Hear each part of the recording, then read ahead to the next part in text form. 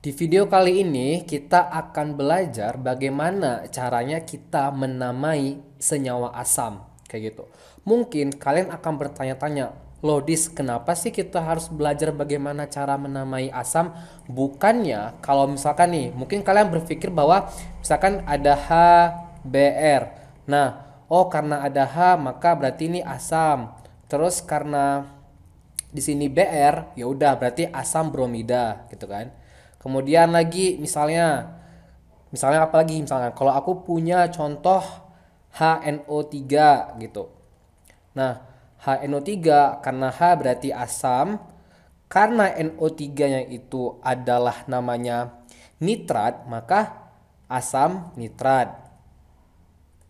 Nah, jadi kita tinggal asam terus anionnya apa? NO3. NO3 apa? Nitrat. Ya udah, bikin asam nitrat. Nah, tapi pernah nggak kalian melihat nih atau mungkin kalian menyadari bahwa tata nama asam ini dalam senyawa, kalau kita ngomongin tentang bahasa Inggris ya. Jadi senyawa asam ini dalam bahasa Inggris atau mungkin bisa jadi dalam secara internasionalnya ini tuh berbeda. Kalau secara internasionalnya atau dalam bahasa Inggrisnya ini namanya bukan sederhana seperti ini. Ini namanya apa? Hydro, ya, hydrobromic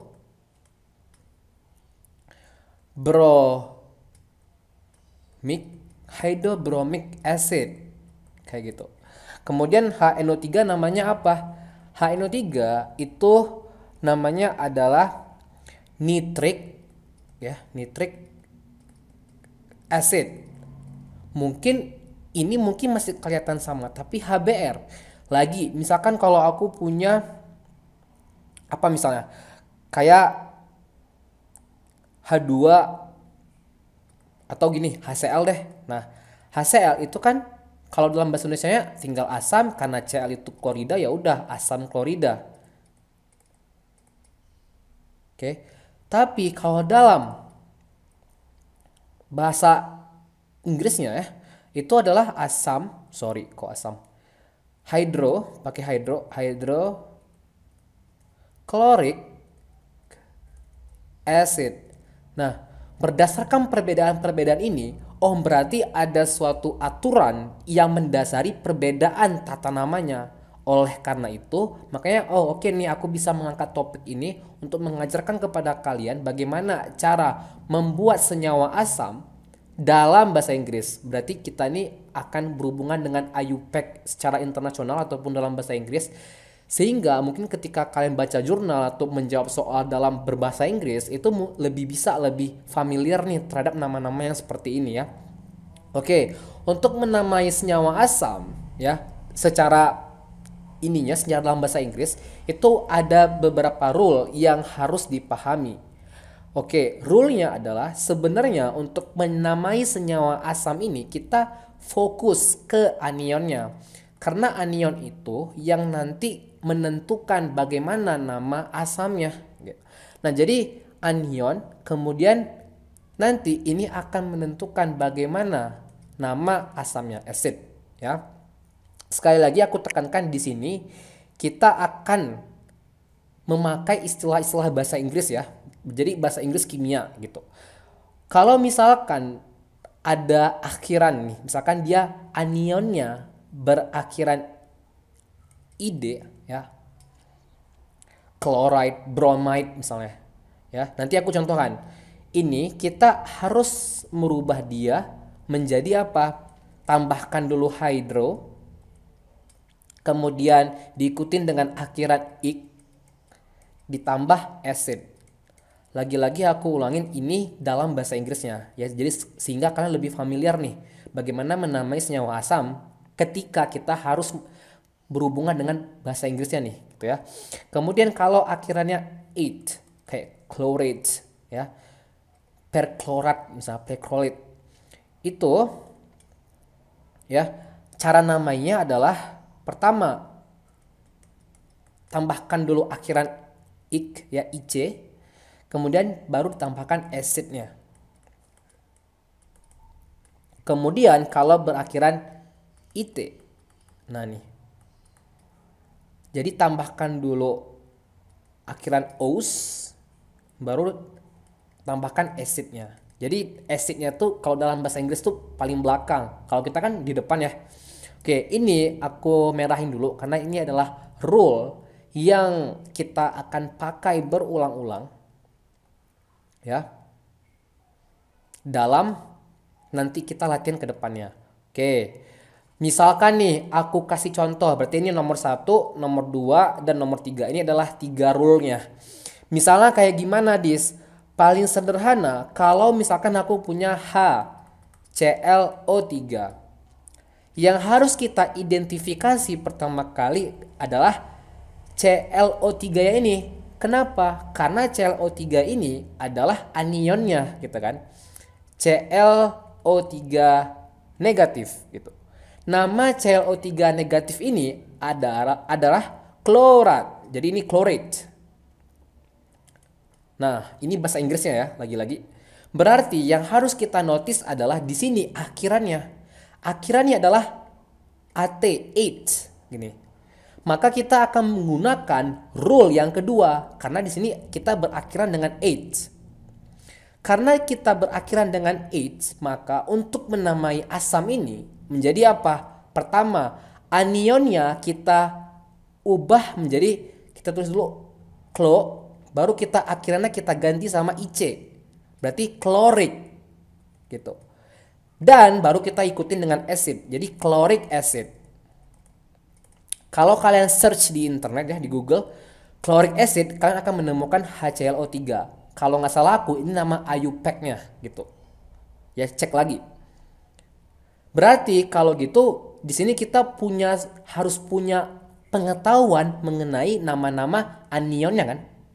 Karena nama anionnya berbeda akan menentukan senyawa asam itu namanya apa gitu. Berarti di sini pertama-tama aku kasih dulu nih listnya. List nama-nama anionnya. Kalau misalkan aku punya Cl negatif nih misalnya, ini namanya chloride. Lagi-lagi ya, ini aku pakai dalam bahasa Inggris karena di sini kita akan ngomongin menamai senyawa asam menggunakan bahasa Inggris gitu ya. Nah, ini chloride. Jadi kalian yang harus kalian notice adalah akhirannya. Nanti aku akan berikan nama-nama anionnya, yang harus kalian perhatikan adalah, yang harus kalian concern adalah akhirannya. Karena akhirannya nanti akan kita cocokkan ke template, 3 template yang kita punya. Dia tuh masuk kemana? Oke. Kalau misalkan aku punya ClO negatif, ini namanya hypochlorite. Hypochlorite. Akhiran ID ya. ClO2 negatif, ini adalah chloride. Kemudian ClO3 negatif, ini adalah nah akhirannya 8 ya, chlorate. Nah, ClO4 negatif, ini namanya adalah perklorat.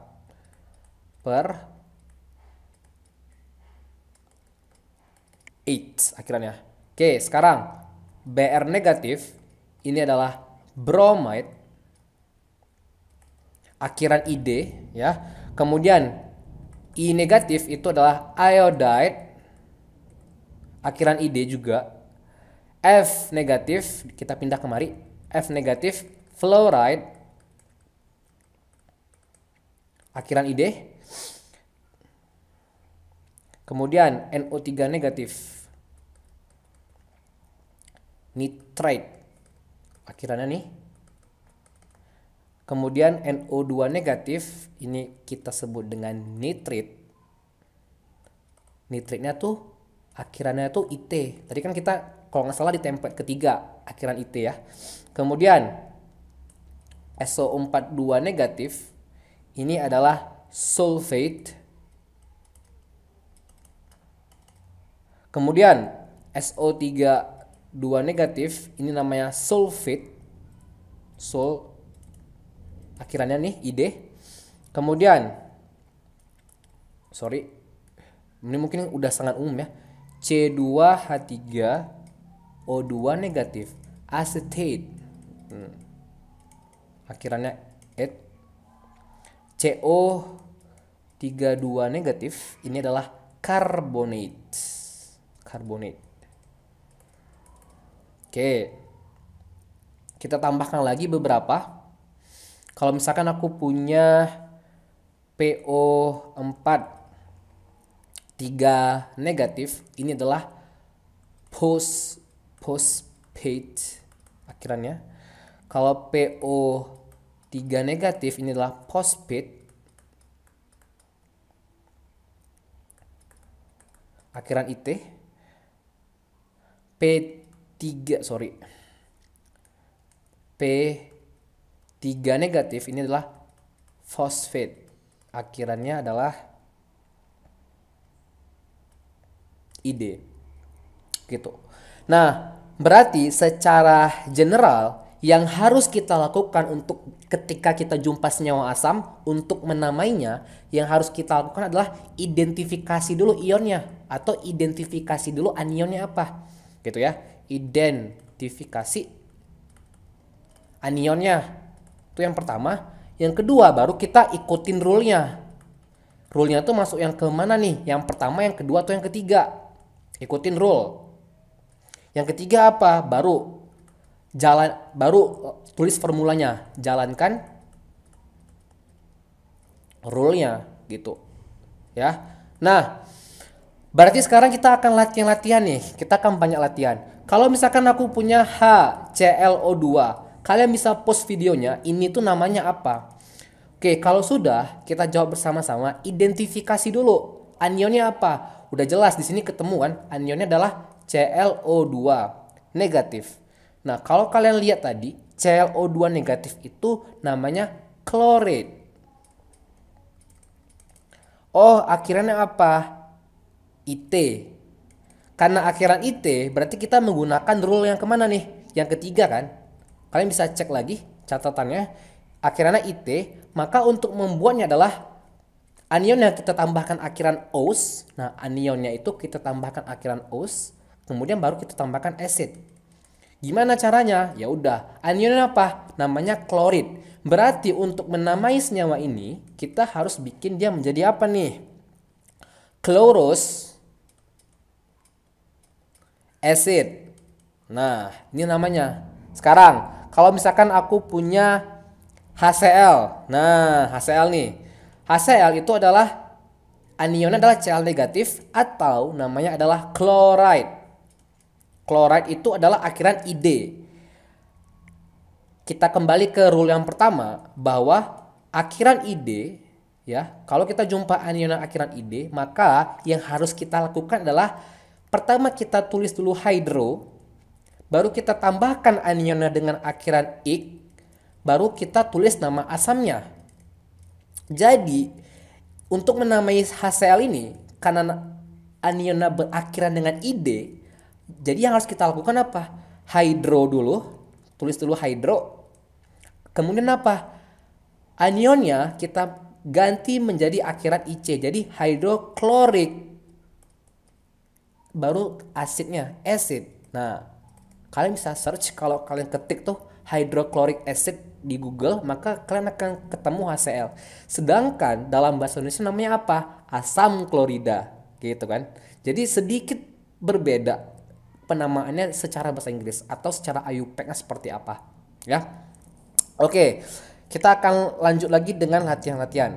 Kalau misalkan aku punya HClO. Nah, HClO ini apa? Oh, anionnya ClO. ClO negatif berarti. ClO negatif itu nama senyawanya itu adalah apa? Hypochlorite ya. Hypochlorite. Oh, akhiran IT. Akhiran IT berarti gimana namanya? Tinggal kita bikin nih aturan yang ketiga, akhiran IT ya. Berarti OS ditambah dengan asamnya. Gitu. Berarti akhiran IT ini akan menjadi apa? Kita namain dulu anionnya hypochlorous acid. ya. Nah, sekarang kita akan latihan lagi nih, ya. Kita akan terus latihan sampai lancar nih. Kalau misalkan aku punya HNO3, namanya apa? Kalau dalam bahasa Indonesia kan asam nitrat. Oke, kalau dalam bahasa Inggrisnya, pertama kita identifikasi dulu anionnya apa. Oh, anionnya adalah NO3 negatif. NO3 negatif itu namanya apa? Nitrate. Setelah kita tahu nama anionnya, kita identifikasi dia tuh berakhiran apa. Oh, akhiran 8 ternyata. Oke, kalau akhiran AT ya, 8 kayak gini, kita menggunakan rule yang mana nih? Kalau akhiran 8, maka yang harus kita lakukan adalah kita kasih anion dengan akhiran IC, baru tambahkan acid. Berarti anionnya apa? Nitrit. Kita ubah menjadi apa nih? Nitrik. Ya, nitrik dan acid. Oke, jadi nitric acid. Ya, kalau misalkan kalau aku punya HNO2 lagi nih, ayo namain. Berarti NO2 negatif kan? Namanya apa? Nitrit. Nitrit itu akhiran apa? Oh, akhiran IT. Berarti kita akan masuk ke aturan IT itu, ya. Apa-apa aja. IT itu pertama harus kita tambahkan akhiran OS dulu di anionnya. Kemudian baru kita tambahkan acid. Kalau kita gabung menjadi apa? Namanya nitrous acid. Jadi nama HNO2 itu adalah nitrous acid. Nah, ada sedikit pengecualian kalau kita ngomongin tentang SO4 nih. Misalkan, kalau aku punya H2SO4, asam sulfat dalam bahasa Indonesia ya. Jadi, ini kan kalau kita namanya ada sedikit pengecualian. Gimana? Kita tahu di sini anionnya adalah SO4. SO4 2 negatif. Namanya apa? Sulfate. Oh, akhirannya AT. Kalau akhiran AT, berarti kita menggunakan template yang nomor 2. Tinggal kita tambahkan H di anionnya, di akhiran anionnya, kemudian ditambahkan acid. Kita akan menggunakan rule yang ini. Tapi kalau kita namain ya, apakah namanya menjadi sulfic acid? Apakah kayak gini? Salah ya. Kalau misalkan kita ngomongin tentang SO4, SO3, ini biasanya namanya menjadi, kita tulis jadi sulfur gitu. Kan sulfat ya. Jadi kita ubah sedikit kita rubah menjadi sulfur. Sorry, ini sulfur, baru kita tambahkan akhiran IC-nya ya, sulfuric acid gitu. Begitupun kalau misalkan kita menamai senyawa apa? Misalkan H2SO3. H2SO3, SO3 ini adalah sulfit, ya kan? SO3 2 negatif ini namanya sulfit. Setelah kita identifikasi anionnya, maka kita cocokkan dengan rule-nya. Oh, ternyata ini ya akan masuk ke rule yang ketiga. Akhiran IT itu harus aus dulu, ya. Anionnya akhirannya kita tambahkan aus ditambah acid.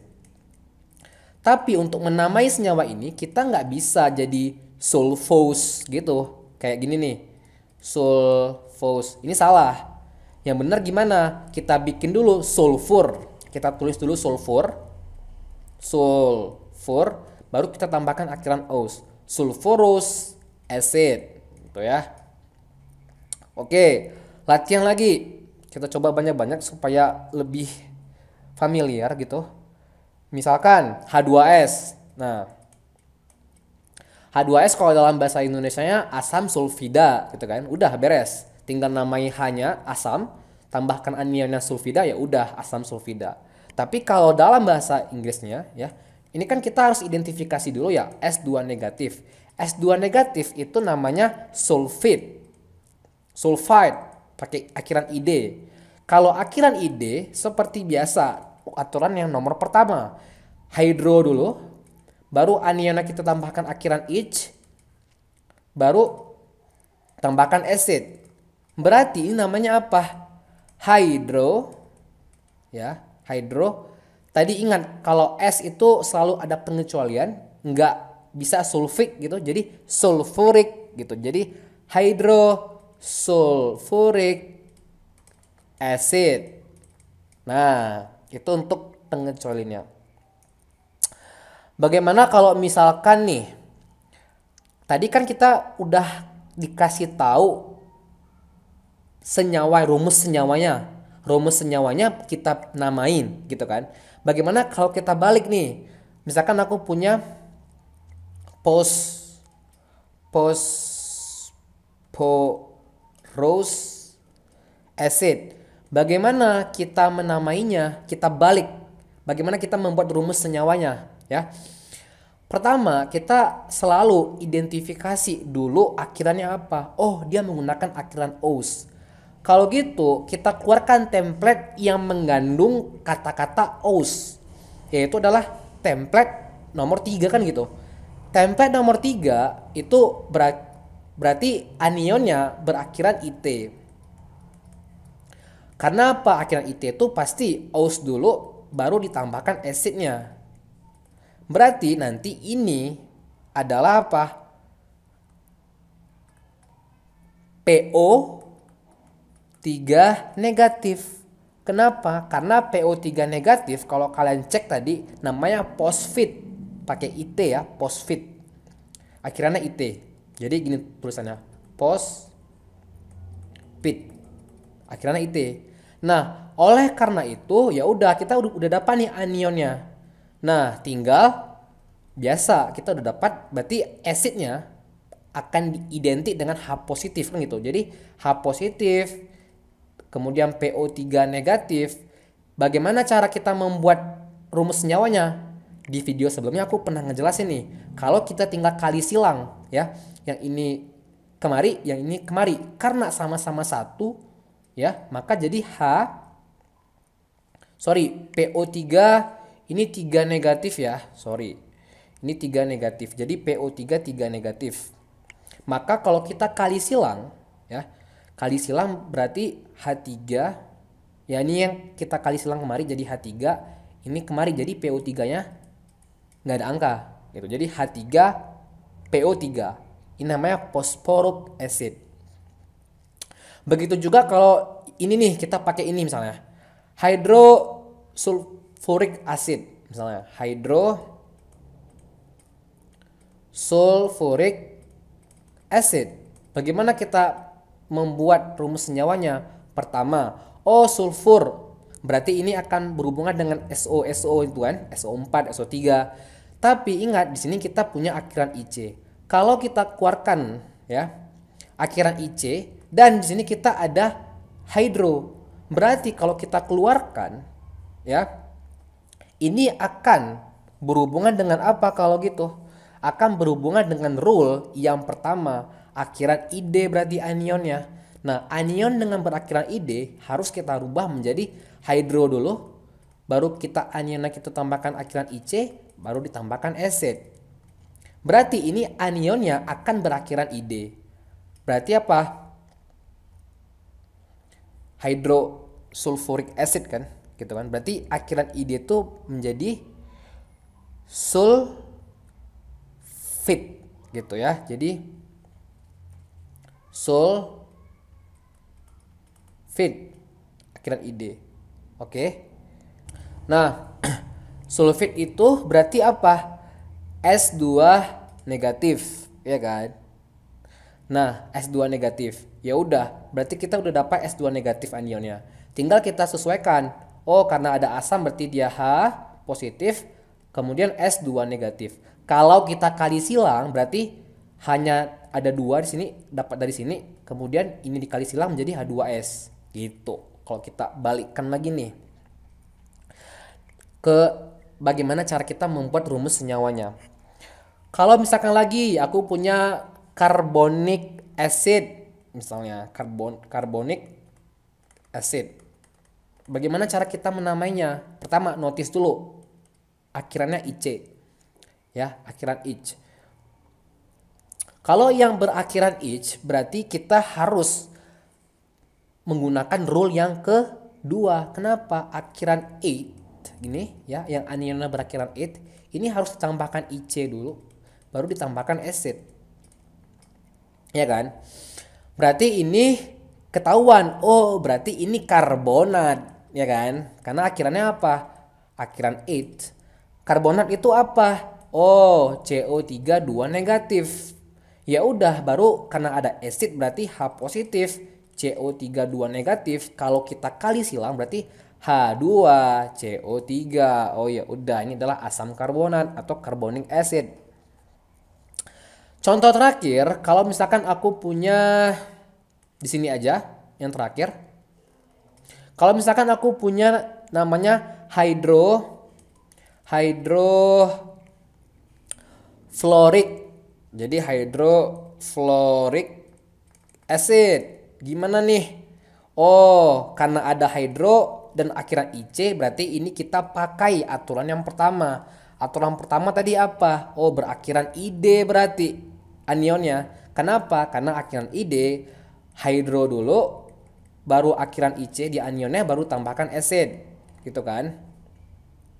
Ya.